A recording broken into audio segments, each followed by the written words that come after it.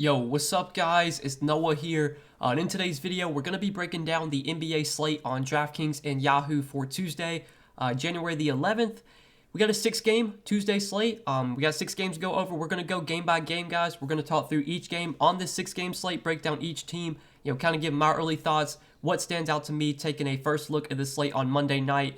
And then as we do go through each game, we will build out an early core. We'll talk about 5 players I specifically like for both Draftkings and for Yahoo. But as always, say this in every video, if you guys really enjoy these first look videos, if they really help you and you want more content from me, I do provide a lot more updated content over on Patreon, so you can check that out. It's linked down below in the description. You'll get access to all of my updated DFS content, my updated core plays. Usually post those about an hour before lock.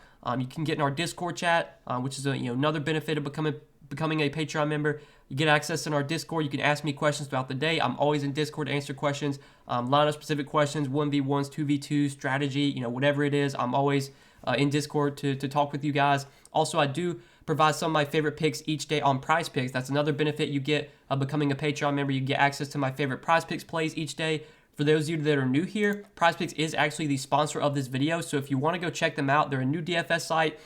They're mainly focused on player props, so you're basically just picking the over or the under on players' projections.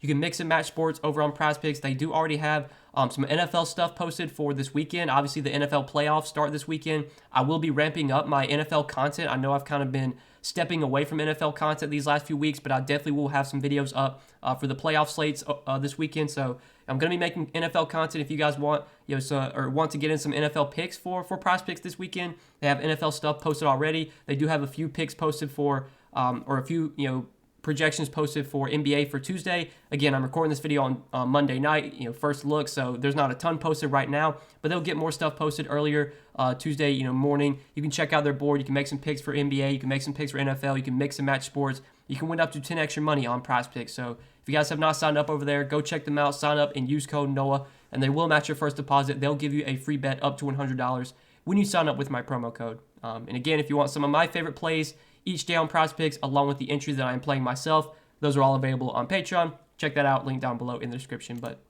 yeah, guys, let's take a look at Tuesday's 6-game slate. We're going to start off with the OKC and Washington game. So looking at OKC here, I really haven't been playing OKC much at all as of late. This is a team that I've just kind of been avoiding.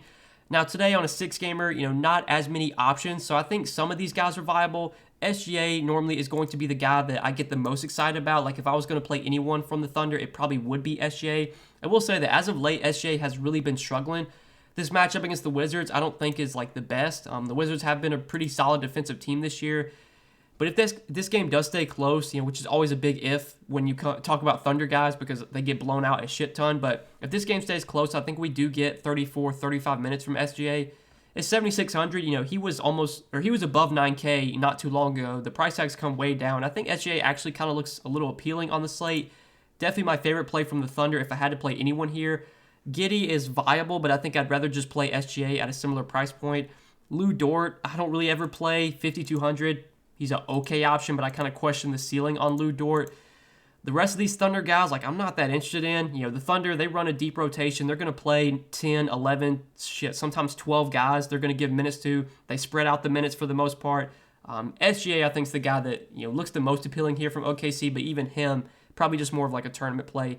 Now on the Washington side, another team that I'm not that excited about. The Wizards are starting to get healthy again. They've got Spencer Dinwiddie back. They're getting Montrezl Harrell back today. Rui Hachimura is available now. He made his season debut last game, so I don't see too much that stands out from the Wizards. Bradley Beal at 9,500. I think his price where he should be, especially with Spencer Dinwiddie back. We saw Beal have that stretch whenever Dinwiddie was out. Like he was crushing every night, putting up massive games every night. Since Dinwiddie's come back, we've seen Bradley Beal, the numbers have just gone way down. The shot attempts have gone down. The usage hasn't been as high. Not really that excited about Bradley Beal. Kuzma, 8,400. I'm just not going to pay that price tag for Kuzma. I know he's been really good as of late. 27 points, 22 rebounds last game, but 8,400, you're overpaying for Kuzma right now. I was actually playing Kuzma a good amount whenever Dinwiddie was out because I think his role was just really good with Dinwiddie out. Now that Dinwiddie's back, now that Montrezl Harrell's back, I'm not going to pay 8,400 for Kuzma. Now, if Kuzma goes out there and puts up another 50 DraftKings points a game, then so be it. But I think this is a guy that's probably, overpriced right now. He's definitely performing a bit over his head. We have such a long sample of Kuzma not being a player that puts up 50 fantasy points every night. Most nights he's usually like in the low 30s. So I'm not going to play Kuzma at that price point. Don't really like Gafford anymore now that Harrell is back. Dinwiddie at 6K is not that appealing either. He's just not been that great this year with Beal on the floor. All of Dinwiddie's good games this year have come whenever Beal's been out. So yeah, I'm not that excited about mini Wizards, to be honest with you. This is a game in general that I just think doesn't look that appealing. The price tags on everyone here look pretty accurate. I think SGA probably is like my favorite play in this game if I had to play anyone. But I think we can move on to the next game, talk about the Suns and the Raptors. So looking at the Suns today, you got Devin Booker, Chris Paul, 8,600 for Booker, Chris Paul, 7,700. Chris Paul at this DraftKings price tag, I think still looks pretty appealing. 7,700 for CP3, I think is still a little bit too cheap, especially in games that we expect to stay close. Normally in close games, CP3 is going to play 34, 35 minutes. This Raptors team, with them, now they're fully healthy, this is a pretty good team. I think when the Raptors are healthy, they're definitely I don't want to say they're like a championship contending team, but they're definitely a playoff team. I think this Raptors team's really good. I think this game stays close, so I think CP3 gets like 35 minutes today, and at 7,700, he is definitely in play on the slate. He is someone that I do have some interest in, kind of as another mid-range guard option right there with like SGA. You could play Devin Booker. Obviously, Devin Booker has a big ceiling. His floor is somewhat low, but he can go out there and put up 50 fantasy points any night.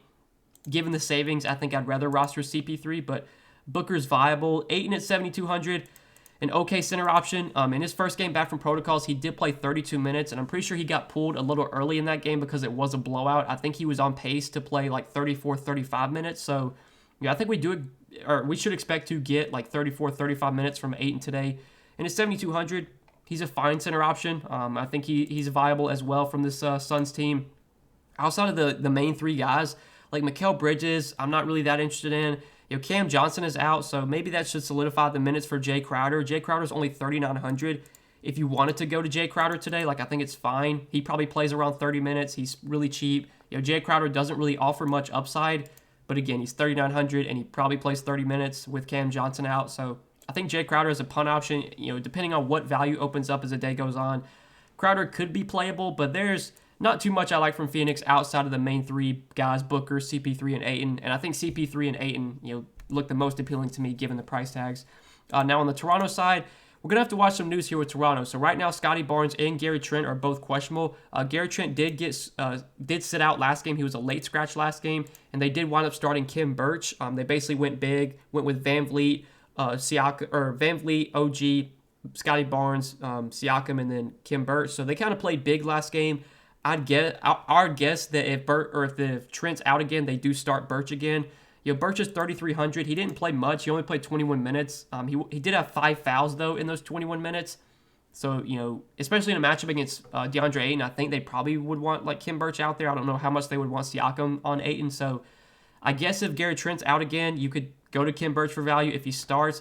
If Scotty Barnes gets ruled out as well, that's going to just give the work or make the workloads even more secure, even heavier for guys like Van Vliet, Siakam, OG. OG, I think, would get a pretty good boost if Barnes and Trent are both out. At his price point, 6,300, I think he would look pretty appealing. At that point, he would be like the number 3 on offense. I think we would see a lot of usage and a lot of minutes for the main 3 guys, Van Vliet, Siakam, OG, in a scenario where Barnes and Trent are both out. So all 3 of those guys will be playable. I will say that Van Vliet has been been going nuts as of late. He's been having some massive games. We obviously know the minutes are going to be massive for Van Vliet. He's going to play close to 40 minutes in close games.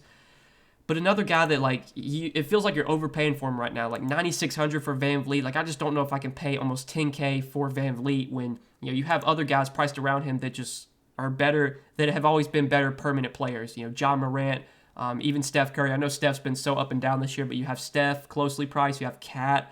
You got Jokic on the slate. So don't think I'd be paying $9,600 for Van Vliet, but he would at least be viable if Barnes and Trent are out. Same could be said for Siakam. But again, I think OG at his price point would look pretty appealing. If all these guys play, though, I don't think there's too much that stands out here because everyone on Toronto feels priced where they should be if everyone is playing. It starts to get interesting if some of these guys get ruled out. Then you could definitely look to some guys here, OG, maybe Siakam or Van Vliet as dart throws in tournaments. I would be interested to see what the starting lineup would be. In a scenario where Trent and Barnes are both out, I think they would start Kim Birch at the 5 again, and then maybe Svi Mikhailuk would start. He's only 3,700. He could be worth a dart throw if he winds up starting. We'll definitely have to pay attention to the Raptors starting lineup. Luckily, this is one of the first games of the night, so we'll probably have all this news before lock. We'll have a Raptors starting lineup before lock. We can talk through things in the live stream. I do live stream an hour before lock. Hopefully, we'll have some news on Toronto before I stream, and we can talk more about it then. But let's go ahead and move on to the next game. Talk about Detroit and Chicago. So Detroit today, I don't see too much I really like here. This is a game that has blowout risk. We obviously know Detroit is a really bad team. Going on the road on a back-to-back to play the Bulls, this is just not a great spot for Detroit. Cade Cunningham had a really good game in a tougher matchup against Utah on Monday. He played 38 minutes, had 50 Draftkings points, scored 29 points, 8 assists, 1 rebound, had 2 blocks, 2 steals. Cade Cunningham can always go out there and put up 45, 50 any night. But in this type of matchup, on a back-to-back with blowout risk, I don't think Cade Cunningham looks that great. I think the same could be said for Sadiq Bey and Hamidou Diallo. I think both those guys are just overpriced right now. If I was going to play someone from Detroit, it probably would be Cade. I would definitely play Cade over Bey and Diallo. And then, the bigs, I'm not really going to. Trey Lyles coming off the bench, I'm not that interested in. I know his minutes have been high as of late, but 4,900, I think Trey Lyles is priced where he should be, if not a little bit overpriced.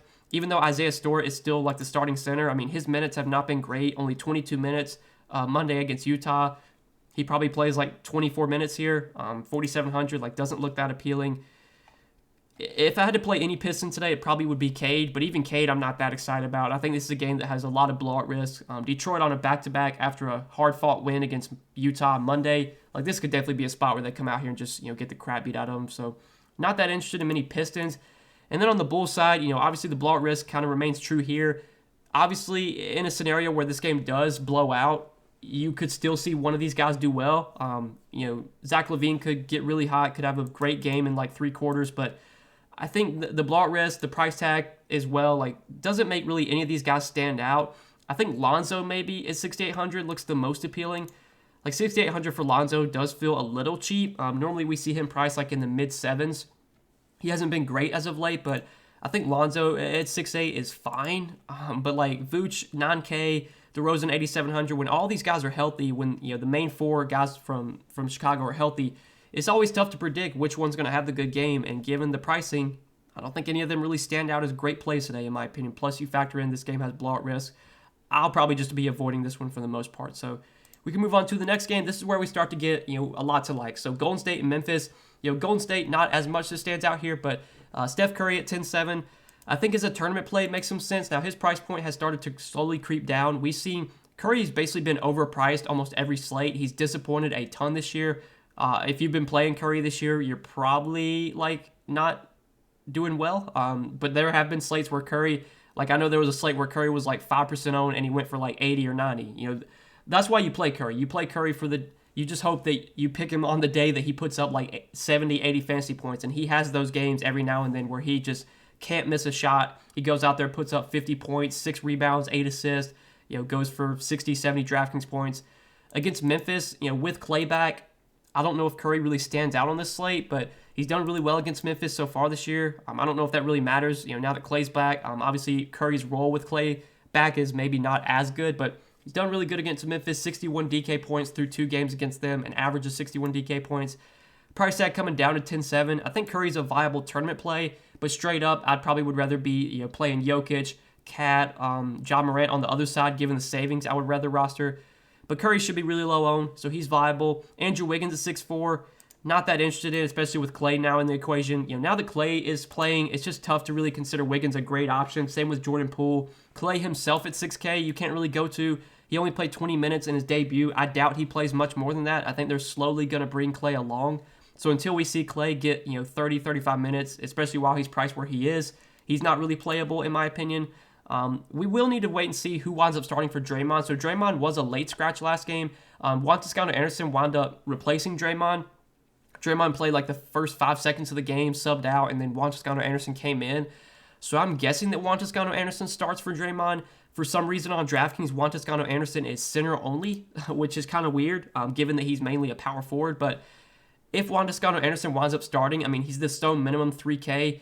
He didn't have a great game last game, and he only played 19 minutes, even though he technically started for Draymond. 13 DK points in those 19 minutes. We know the Warriors run a deep rotation. They're going to give, a lot of guys minutes. They're going to give Bjelica, Damian Lee, Iguodala, like all these guys are going to play some minutes. They spread out the minutes for the most part. But I guess Juan Toscano Anderson, if he starts, would get like kind of the first crack at it. If he plays really well out of the gate, maybe Steve Kerr gives him a few extra minutes. So Stone minimum 3K. If JTA starts again, he's viable, I guess. But I'm not too excited about these cheap Warriors guys just because the minutes are so spread out. I just don't see too much I like here. I think Steph as a tournament play, as a dart throw, makes some sense, but that's probably it. On the other side, though, with Memphis, so Memphis is a team I do like quite a bit today. There's definitely some guys here that I think are probably too cheap. We'll start off with Ja Morant, 8,900. I think Ja looks like one of the better pay-up options on the slate. I like him quite a bit on both sides, 8,900 on DK, and on Yahoo, he's coming in at $40. Now, him and Curry are closely priced on Yahoo. You could argue that Curry's the better play, just given the dollar difference, but we're just going to go with Morant in kind of the early core. Again, if you want my full updated core plays, those are posted on Patreon an hour before lock. If you want those, you can check those out. Link down below in the description. But I like Ja quite a bit here at home against Golden State. Now, the Warriors this year, they've been a really good defensive team. In terms of defensive rating, I mean, they've got the best defensive rating in the league, but they do play at a pretty fast pace. I know they have kind of slowed down as of late. They're about middle of the pack, but Memphis this year is top 11 in pace. I think this game does have some sneaky, like, kind of shootout potential, I guess. Could wind up being a really high-scoring game. At 8,900, the workload is going to be there for Ja. He's another guy that's kind of been inconsistent this year. Had some really low, floor games against the Lakers in a good spot, just 35 DK points. Blowout against Detroit, 41 DK points. But when games stay close and you get 34, 35 minutes from Ja, he can put up 50, 55 DK points. 8,900, I like this price tag quite a bit. I think Ja looks really appealing on the slate. Triple J has been going nuts as of late, and I think that he has really benefited with Steven Adams out. They've been playing Triple J at center. He's basically been the starting center with Steven Adams out, and he's been crushing. 29 minutes against the Clippers, 57 DraftKings points. 29 minutes against the Lakers, 52 DK points, and I'm pretty sure both those games were blowouts, so Triple J didn't play too much in the fourth quarter in either one of those games. If this game can stay close, I think we see Triple J get into like the low 30s in minutes. And at 7,100, especially if Steven Adams does remain out, Steven Adams is currently questionable, I would like Triple J quite a bit. I think not having Steven Adams out there, having Triple J be the starting center, I think that boosts his rebound numbers. I just think that boosts his usage overall. Obviously, Dillon Brooks is out right now, so that's more usage to go around. Dillon Brooks, a pretty high usage player, does take a lot of shots, so I think, having no Brooks benefits Triple J, it benefits Bane, and definitely, no Steven Adams has been benefiting Triple J as well, especially if Steven Adams remains out. Definitely like him on both sides. Triple J, 7,100 on DK, $31 on Yahoo. He's someone that I'll be looking to today. I think Desmond Bane at 6'5" is definitely viable. We know Desmond Bane's a really good shooter. He's a really good scorer. So far this year, Golden State, again, defensively they've been solid, but in this type of game that does have some sneaky shootout potential, I think Desmond Bane makes a lot of sense here at 6'5" if you want to go to him as a mid-range option. Should continue to get a lot of usage while Dillon Brooks remains out. Brandon Clark at 5,100. Now that his price tag gotten up to where it is, I'm not that interested in Brandon Clark. I would much rather go to Kyle Anderson. Kyle Anderson actually did start last game. He's 5K. I think if Kyle Anderson winds up starting again, he looks like a pretty appealing mid-range play. Right now we don't really have a ton of value on the slate, so we're going to have to wait and see like what other value opens up. But I think a 5K Kyle Anderson looks pretty appealing. And on Yahoo, you can definitely play Kyle Anderson over there as well, $17 at the power forward position. Again, he did start last game, played 29 minutes and was really productive. Typical Kyle Anderson game, 14 points, 7 rebounds, 8 assists, 2 blocks, 2 steals. Kyle Anderson, when he's gotten minutes on the court, like he has been a pretty decent point per minute player. Can do a little bit of everything, can score, can get rebounds, can get assists, can get defensive stats. I'm expecting him to start again and probably play like upper 20s, maybe gets into the 30s in minutes at 5K. I think Kyle Anderson looks pretty appealing as a value. He's someone I definitely like quite a bit, and then we'll have to wait and see what other guys start. So I'm guessing we'll see Bane, Triple J, Morant, Anderson, and then if Steven Adams plays, I'm guessing Steven Adams would start. Obviously, if Steven Adams plays, that kind of hurts Triple J a little bit. Steven Adams himself, if he does play today, I'm not too excited about at 5,300. I guess he'd be viable. He probably would play like 28, 30 minutes, but again, he feels priced where he should be. I think last game, I can't remember who they started last game, whether it was Conchar or I think it was Conchar that started last game, but I want to check that. I know Dillon Brooks got hurt in the Clippers game and then the Lakers game. Let me see who started last game against the Lakers. I know Kyle Anderson started, and then with Dillon Brooks out, so they started Kyle Anderson and Zaire Williams. Zaire Williams played 27 minutes, so I guess like if Zaire Williams starts again, he's 3,400. He'd be viable.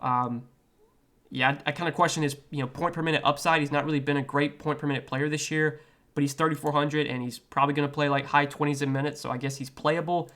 But I think those main guys we talked about, Morant, Bane, Triple J, Kyle Anderson, those are the guys I really like from Memphis today. Definitely a team I have a good amount of interest in today on the slate specifically. But yeah, we can move on to the next game, talk about the Pelicans and the Timberwolves.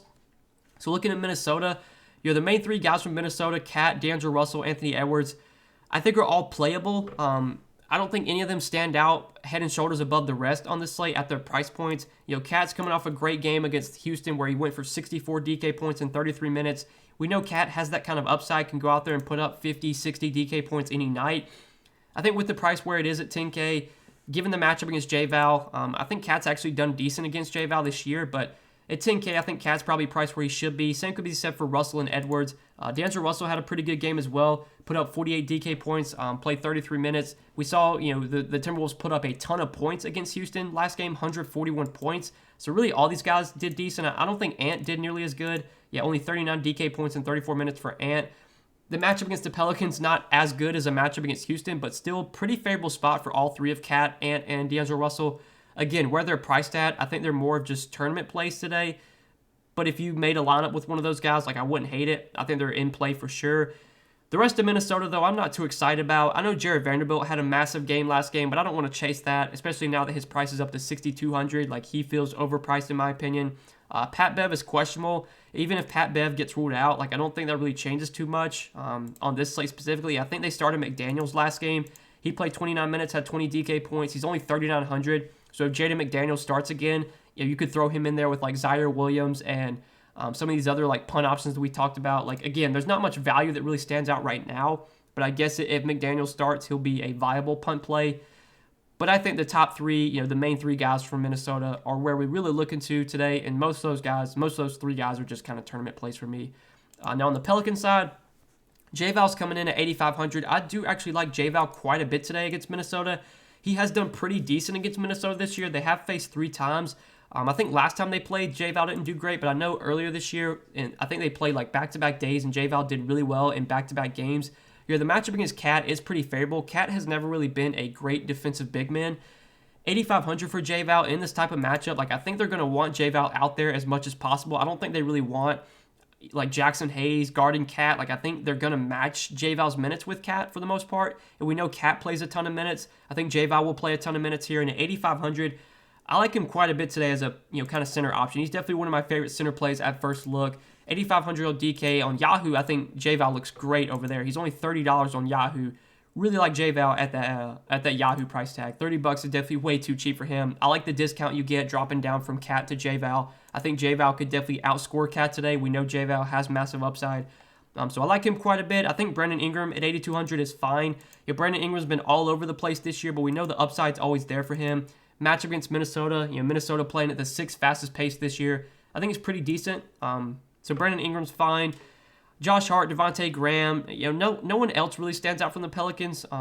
Josh Hart, I guess, just for the minutes. He's going to play a ton of minutes. He's another guy that feels priced where he should be, but you're going to get mid-30s, upper 30s in minutes from Josh Hart, so he's fine. But I think J-Val is the guy that really stands out from the Pelicans today, and that's probably it from this team. So we can move on to the last game of the night, talk about Denver and the Clippers. So looking at Denver today, kind of important news. Will Barton is out for Denver. He got put in COVID protocols recently, so they're missing three main guys right now. Jamal Murray's still out, Michael Porter Jr. still out, and now Will Barton is out as well. So, the workload for Nikola Jokic has just been insanely massive this year. He's been playing a ton of minutes every night. He's been, just demanding a ton of usage. I think with Will Barton out now, you can expect a massive workload for Jokic. This matchup against the Clippers, I think, is really good. I don't think the Clippers really have anyone to stop Jokic. He went for 73 DK points against them earlier this season. We know Jokic is going to play massive minutes if it's a close game. The offense is going to run through Jokic. If you can fit him at 12K, he's definitely one of the best plays on the slate. The only issue is right now there's not much pay down value. It's really tough to pay up for Jokic. But with NBA, with how much news comes out during the day, obviously players could get ruled out and that could open up a ton of value. So we'll just kind of have to wait and see. Right now, if I'm playing one lineup, I don't think I'd be able to get to Jokic just because the value really isn't there. But that could all change. Jokic, regardless, is a great play today if you can fit him. I think Aaron Gordon, with Will Barton out, actually kind of looks appealing. Now, Aaron Gordon has just been so bad this year, especially when Jokic has been in the lineup. We saw Aaron Gordon play pretty well whenever Jokic was out for those few games, but ever since Jokic has come back, I mean, Aaron Gordon has just not been good. You look at his game log, only one game out of his last 10 over 30 DraftKings points, but he's 4,900. No Will Barton, so that just opens up even more usage for some of these other guys. Obviously, Jokic is going to demand a ton of usage and is going to have a massive workload, but I think Aaron Gordon's going to get some opportunity. I think he plays low 30s minutes if this game stays close. So at 4,900, he's probably my second favorite play from this Denver team. I think Monte Morris at 4,700 is fine.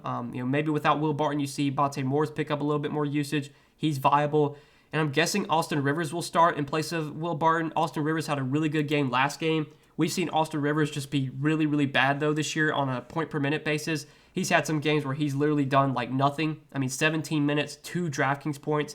19 minutes, 0.25 DraftKings points. He's not a really good point-per-minute player. He's really just out there for shooting. He's not going to do anything else except shoot the ball whenever he gets an open look. But, you probably would see him play about 30 minutes. He probably will start. He's 4,100. Again, not a value play that I really love, but I think he's at least playable with Will Barton out today. But Jokic is by far the priority play from Denver, and then I think Aaron Gordon's a fine option. I think Monte Morris is playable. Austin Rivers, if he starts, I don't hate. But that's really it from Denver. Now on the Clippers side, still no Paul George, still no Kawhi Leonard. Marcus Morris lately has just been commanding a heavy workload, has been producing at a pretty high rate. Now last game against Atlanta, did not do that well, just 18 DraftKings points in 25 minutes. But against Memphis, 43 DK points in 29 minutes, 42 DK points in 36 minutes against Phoenix. We've seen Marcus Morris, in terms of shot attempts, he's been taking a ton of shots, been getting a ton of usage, a ton of opportunity. I think 6,700, this price tag is probably about right for Marcus Morris, but I still do have some interest in him. I think Reggie Jackson, though, looks really appealing. 5,800 for Reggie Jackson, I like quite a bit. On Yahoo, I think you can play Reggie Jackson over there as well, coming in at $17 on Yahoo. So without Paul George, without Kawhi, obviously I think Marcus Morris benefits, but I think Reggie Jackson benefits as well. Reggie Jackson, as of late, has kind of run bad in terms of shooting performance, in terms of minutes. We've seen the Clippers get blown out a lot as of late. They got blown out by Memphis. I know Reggie Jackson didn't play much at all in the fourth quarter against Phoenix because that game was a blowout. The game against Minnesota, he didn't play much in the fourth quarter. There's obviously been some games lately where he hasn't gotten his full minutes. Some of these games he's shot the ball really poorly. But I still think Reggie Jackson has a pretty big ceiling without Paul George and Kawhi just because there's so much usage available.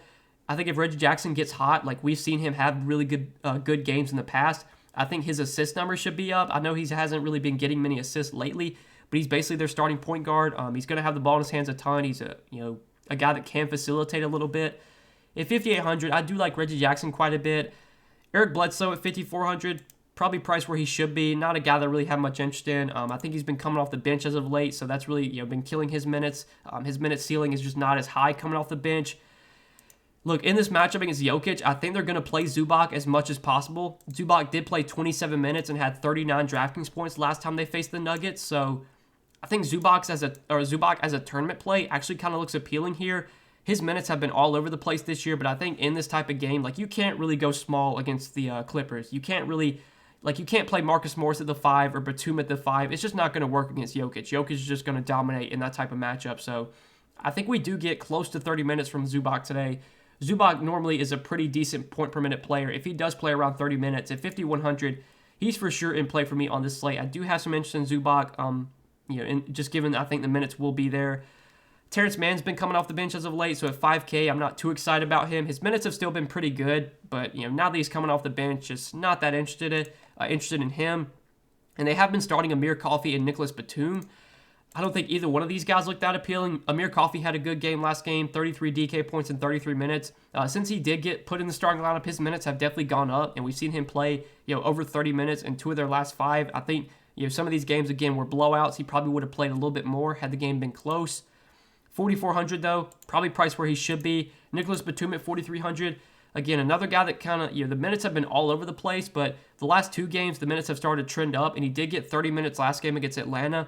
I'm expecting Batum to stay in the starting lineup, so if he is starting for 4,300, I think I'd rather play Batum over Coffey if I had to play one of those guys. I think Batuma's a fine option. We've seen a pretty low floor on him. He's not a great point per minute player, but he's at least viable, if he continues to start. But that's probably it from the Clippers. I don't think I'd really be going to anyone else on this team. So that does it, guys. That does it for this 6-game Tuesday slate. Excuse me. I hope you guys did enjoy this video. I appreciate you watching it. Again, if you did enjoy, click that like button down below. Click the subscribe button as well. Go check out the sponsor of the video, PrizePicks. Go sign up for PrizePicks. Use code NOAH when you do, and PrizePicks will match your first deposit. They will give you a free bet up to $100 when you do sign up with my code. You can take a look at their NBA board, make some NBA picks for tonight. You can make some picks for NFL this weekend with the playoffs starting. They already have a ton of stuff posted for the NFL games. You can mix and match sports over on PrizePicks. You can win up to 10 extra money. Check them out. Sign up. Use code NOAH so you get that deposit bonus. And again, if you want some of my favorite picks each day on PrizePicks, I give those out on Patreon. All my additional DFS content that I post is available on Patreon. You can check that out. Link down below in the description. But good luck tonight, guys. Thanks for watching the video. Hope you enjoyed. We will see you in the next one. Peace.